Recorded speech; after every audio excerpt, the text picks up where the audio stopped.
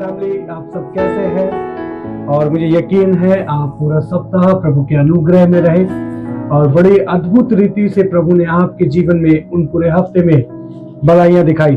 परिवार, फैमिली, मैं आज फिर संडे वचन को आपके बीच में लेकर आया हूं। आज हम प्रार्थना के साथ बैठेंगे और जो मुझे सुन रहे हैं ऑफलाइन ऑनलाइन, वे सभी लोग ध्यान से इस वचन को सुनना, क्योंकि आज बहुत इंपॉर्टेंट ये टॉपिक मैं आपके बीच में लेकर आया, जो मैं प्रार्थना कर रहा था प्रभु मैं क्या बताऊं जब कि लोग सीखे और उस पर चले। प्रभु ने ये वचन मुझे दिया। आइए हम जिस जगह पर भी है उस जगह पर अपनी आंखों को बंद करें और प्रार्थना करें। परिवार, प्रार्थना ये करना है कि प्रभु जो भी आज वचन यहाँ पर दिया जाए, शेयरिंग किया जाए, उस समय प्रभु आपका पवित्र आत्मा वचनों को हम सबको सिखाए। और प्रभु मुझे यकीन है हर एक नेटवर्क, हर एक डिस्टर्बेंस की दुष्ट आत्मा को प्रभु यीशु के नाम से हम दूर करते हैं एलोहिम परिवार से। प्रभु जिस जगह पर भी लोग देख रहे हैं इस वीडियो को, जिस जगह पर भी प्रभु ऑनलाइन परमेश्वर जुड़े हुए हैं प्रभु, वे सभी जगह से परमेश्वर सारे नेटवर्क की प्रॉब्लम को यीशु के नाम से दूर करते हैं। प्रभु यहाँ से जो भी वचन बताया जाए, बांटा जाए प्रभु, तेरी ओर से दिया जाए प्रभु, उन जगहों पर प्रभु आपकी पवित्र आत्मा के हृदय पे वो वचनों को, बीज को प्रभु फल लाने के लिए मदद करे। मुझे यकीन है प्रभु आपने हमारी प्रार्थना को सुना, यीशु के नाम से मांगते हैं, आमीन आमीन। परिवार, आज जो हम सीखने वाले हैं, जो आज मैं आपको बताने वाला हूं, परमेश्वर तक पहुंचने का मार्ग, परमेश्वर तक पहुंचने का मार्ग। कुछ लोग जो संसारिक है वो ये सोचते हैं कि जब इंसान मरता है तो उसकी जो आत्मा है वो परमात्मा से मिलती है, मरने के बाद ही हम परमेश्वर के पास जा सकते हैं। पर मैं आपको कहना चाहता हूं, हमारा परमेश्वर का वचन हमें कुछ और सिखाता है, और वो सबसे हटकर सिखाता है, सबसे हटकर हमें बताता है। परमेश्वर तक पहुंचने का मार्ग सिर्फ एक ही है, वो मृत्यु नहीं है। पर जो संसारिक लोग हैं और आज के जो लोग हैं, जो आज के मसीही लोग हैं, वो भी यही सोचते हैं कि हम मर जाएंगे तो जाकर हम परमेश्वर से मिलेंगे। पर मैं आपको कहना चाहता हूं, परमेश्वर का वचन कहता है वो जब लेने आएगा, वो जब मिलने आएगा तो आपके शरीर को पहले आपको लौटाएगा, आपको आपकी मरी हुई अवस्था से खड़ा करके आपके अंदर नया मांस और नई चमड़ी भरेगा,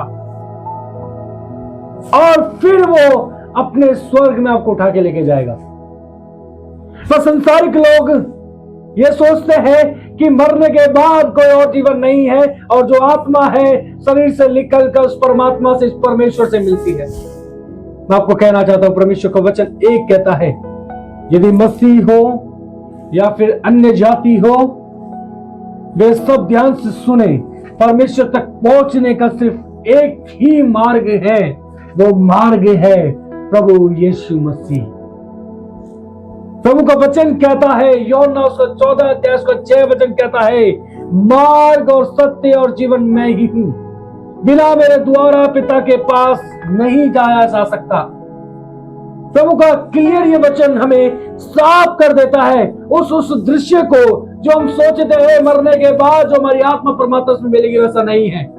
हम जब धरती पर रहकर, हम जब इस संसार में रहकर उस खुदा से अपने आप का मुलाकात नहीं कराते, तब तक हम मरने के बाद जी नहीं सकते। क्योंकि जो मसीह की दौड़ है वो मरने तक नहीं सीमित है, पर मरने के बाद और एक जीवन है, उसके लिए हम दौड़ते हैं। प्रभु का वचन कहता है, तुम दौड़ो, तुम भागो, तुम उस लक्ष्य के पीछे भागो जो अनंत जीवन के बाद आपको मिलने वाला है। वो परम परमेश्वर प्रधान यीशु मसीह से मुलाकात होने वाला है। आपको मैं कहना चाहता हूं, यूहन्ना उसका 14 अध्याय उसका 6 वचन को जब हम पढ़ते हैं, मैं आपके लिए पढ़ता हूं। यीशु ने उससे कहा, मार्ग और सत्य और जीवन मैं ही हूं, बिना मेरे द्वारा पिता के पास नहीं पहुंच सकता।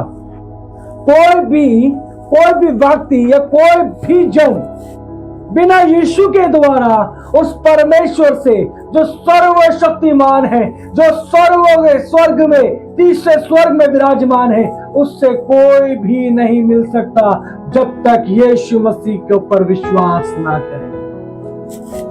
एकमात्र जो बिचौलिया है, एकमात्र जो बीच का आपसे मुलाकात कराने के लिए जो व्यक्ति है, वो एक ही है, वो है प्रभु यीशु मसीह। यदि आज के जो मसीह लोग हैं वो ये सोचते हैं कि हम किसी भी तरीके से चलेंगे और बाद में हम परमेश्वर से मिलेंगे, तो वो गलत है।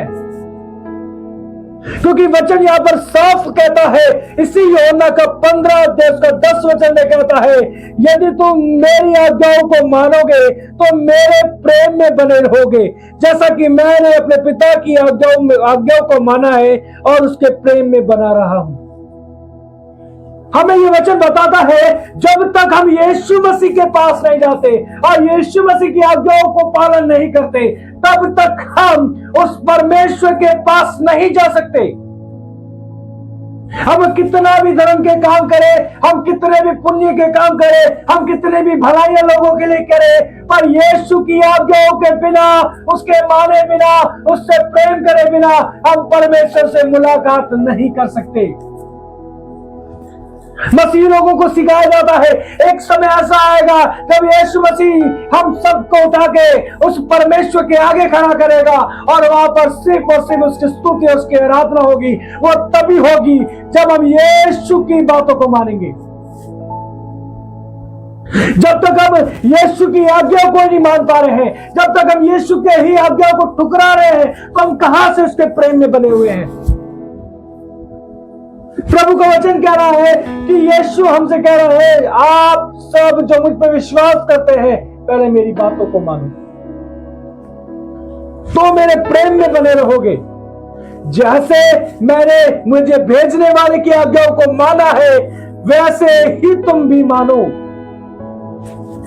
यह केवल एक पास्टर उसकी फैमिली के लिए नहीं है, हर एक उस व्यक्ति के लिए है, हर एक उस विश्वासी के लिए है जो खुदावंद बाप पर, प्रभु यीशु पर विश्वास करते हैं।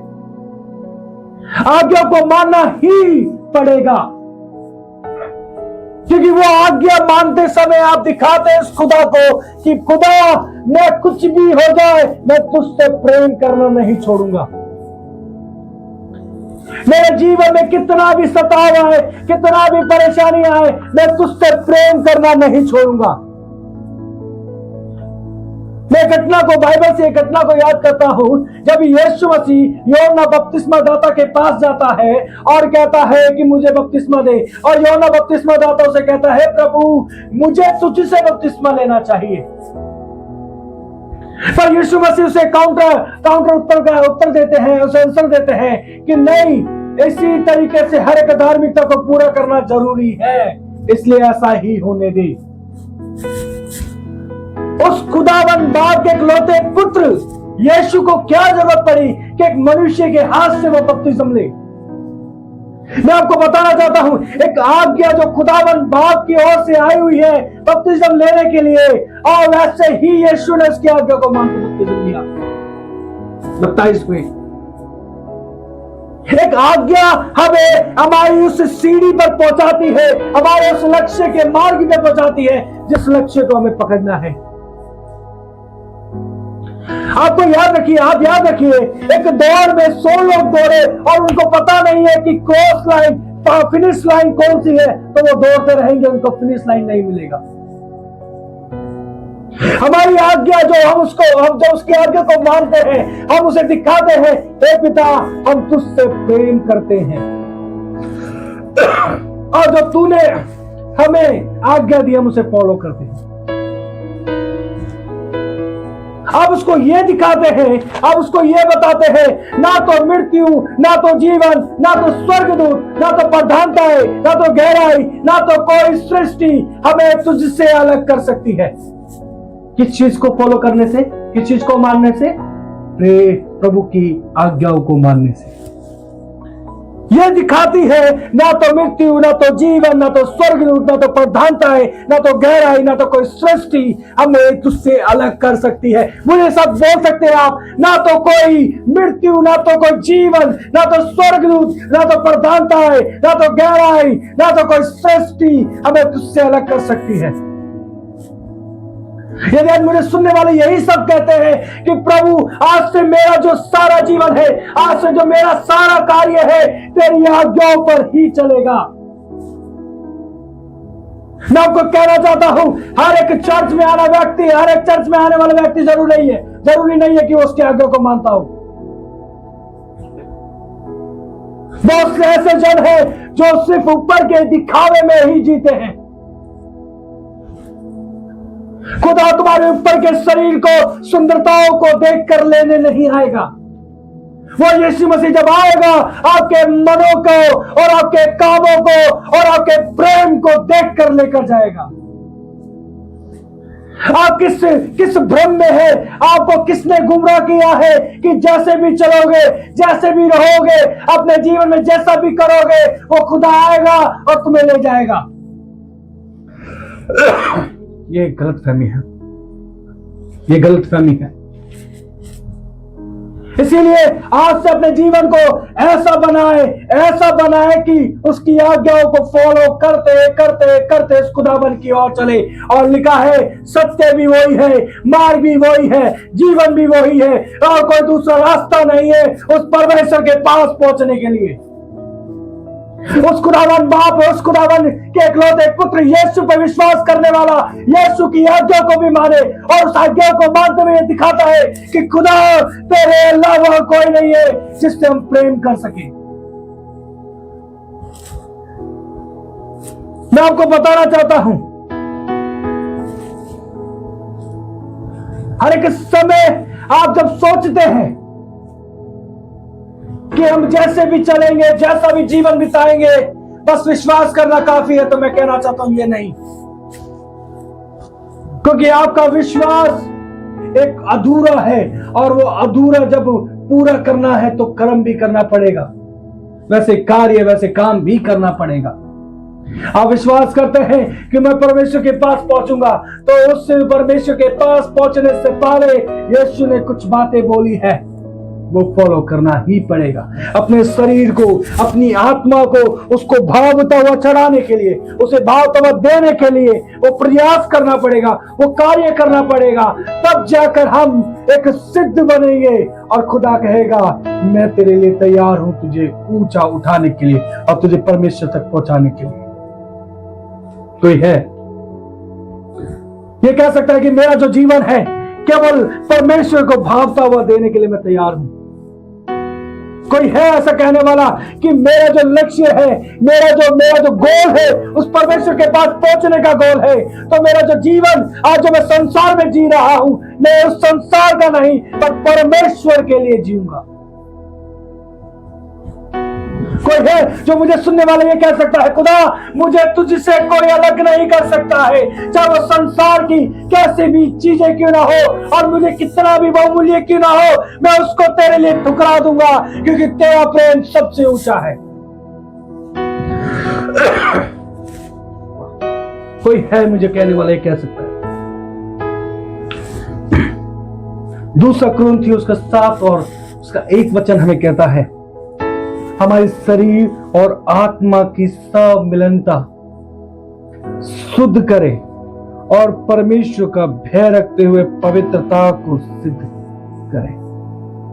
शरीर और आत्मा को, दोनों को परमेश्वर के लिए सौंपे। फॉलो करना चालू करे उस खुदा की बातों को। आपको दिए हुए उस वचन को जो यीशु की ओर से है, उसको फॉलो करना चालू करे। उसने बोला है अपनी इच्छा को त्यागना है। आपको लगता है आपके लिए मॉडलिंग जरूरी है, उसको वो खुदा उसको अलाउड नहीं कर रहा है। मैं ये नहीं कहना चाहता मॉडलिंग नहीं करना चाहिए, मैं ये कहना चाहता हूं वैसे कपड़े जो खुदा को दुख पहुंचाए वो पहनना नहीं चाहिए। वो चीज जो खुदा को दुख पहुंचाए, वो जो चीज जो यीशु को दुख पहुंचाए, वो चीज नहीं करना चाहिए। क्योंकि क्लियर कह रहा है हमें ऐसा बनना है, खुदा हमें ले जाने समय ये कहे ये मेरा प्रिय है। कहां हो आप? किस ख्वाबों में खोए हुए हो? जैसे भी जीने से, जैसे भी करने से, जैसे भी रहने से आपको खुदा लेने नहीं आएगा।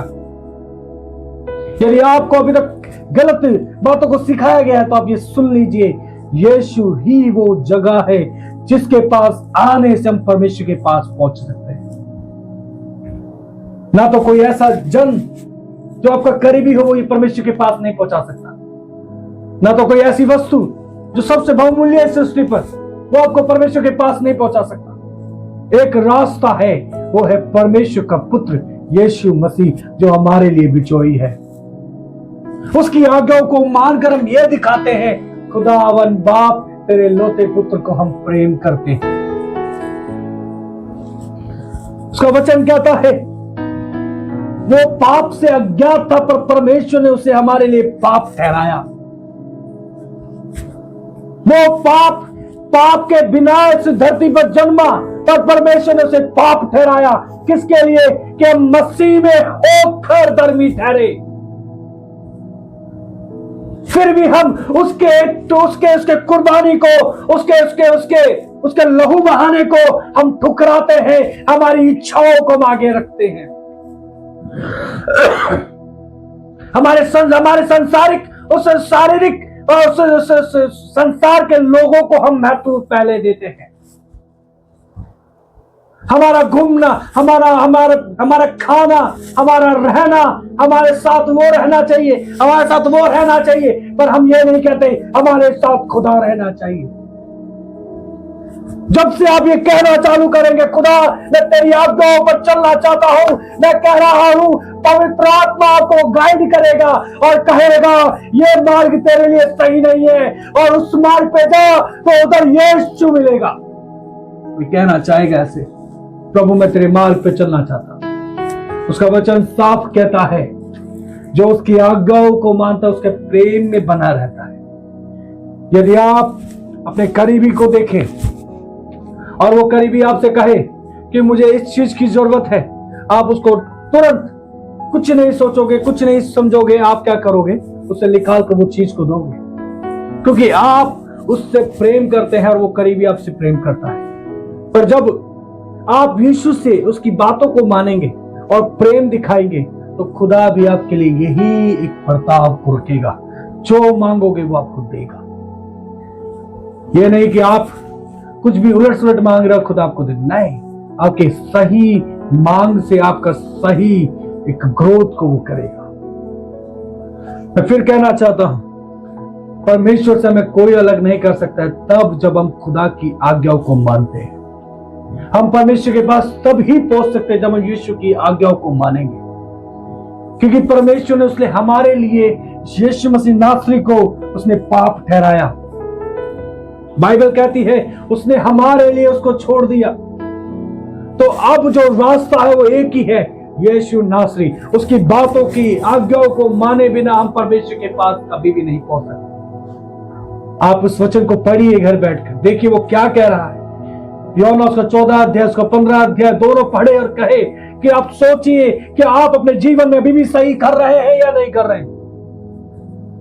हम हमारे जीवन में उस चीजों को देखना चाहते हैं जो हमारी इच्छा करती है, पर हमें वो खुदा दिखाना चाहता है जो हमारी इच्छा नहीं करती है।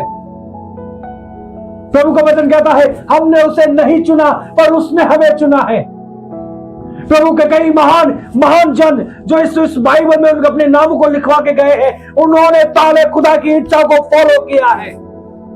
नूह को देखिए, खुदा ने कहा तेरा घराना बचेगा, तू नाव को बना, उसने आज्ञा मानी। अब्राहम को देखिए, उसे कहा गया तो अपने कुटुंबियों को छोड़, अपने देश को छोड़, और जब मैं देश दिखाता उधर जा। उसको देश का नाम भी नहीं बताया, फिर भी अब्राहम ने कहा खुदा तेरी आज्ञा है और मैं चला। आप कैसे अपने जीवन को बिताते हैं ये जरूरी नहीं, पर आप अपने जीवन को यीशु के अकॉर्डिंग बिताते हैं वो जरूरी है, क्योंकि यीशु यही देखना चाहता है। आज जो मेरा बेटा है, यदि उसके अंदर मेरा स्वभाव नहीं है तो उसको लोग कहेंगे कि ये उसका बेटा नहीं है, ये विजय का बेटा नहीं है। पर यदि उसके अंदर मेरा स्वभाव दिखेगा, मेरा डीएनए उसके अंदर है, मेरा बर्ताव उसके अंदर दिखेगा, मेरा व्यवहार उसके अंदर दिखेगा, लोग उसको देखकर पहचानेंगे कि इसका रहन सहन बोलना करना उस विजय का बेटा है ये। अब आप और मुझको परमेश्वर ऐसा ही बनाना चाहता है इस धरती पर, क्योंकि हम परमेश्वर की आवाज को लेकर धरती पर आए हैं। यदि हमें चुना गया है तो उस खुदावन के कामों को करने के लिए। मसीह सारे लोग सोए हुए जग जाओ, अपनी आंखों को खोलो, क्योंकि खुदा आपके द्वारा कार्य कराना चाहता है। पहला शब्द जो उसका मिला है उसके आज्ञा को फॉलो करे। वचन कहता है कि कितना बड़ा है कि आज्ञा जब हम उसकी मानते हैं। आपका एक ही रास्ता बचा है, वो है यीशु नासरी की आज्ञा है। उसको फॉलो करना चालू करें। इच्छाएं छोड़ दें, अपनी चिंताएं छोड़ दें। क्या पहनेंगे, क्या खाएंगे, क्या ओढ़ेंगे, छोड़ दीजिए। संसार की सारी चीजों को छोड़ दीजिए।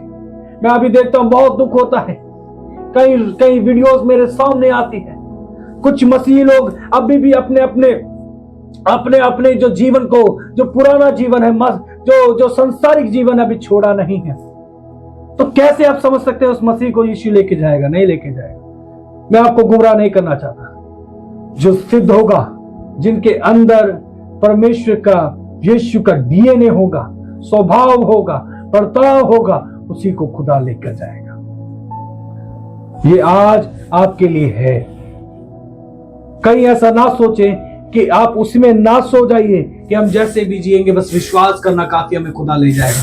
मैं आपको कहना चाहता हूं विश्वास जरूरी है, पर अपना जीवन उस खुदा के अकॉर्डिंग, बर्ताव के अकॉर्डिंग हमें उसमें बरताना जरूरी है।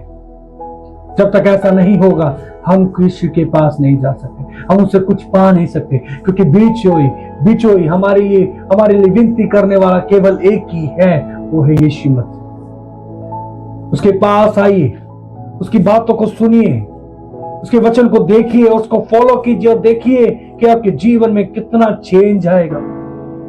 आपके मुख से वो बोलेगा, आपके हाथों से वो कार्य कराएगा, आपके पैरों को उधर लेकर जाएगा जहां से आपको बढ़ोतरी है।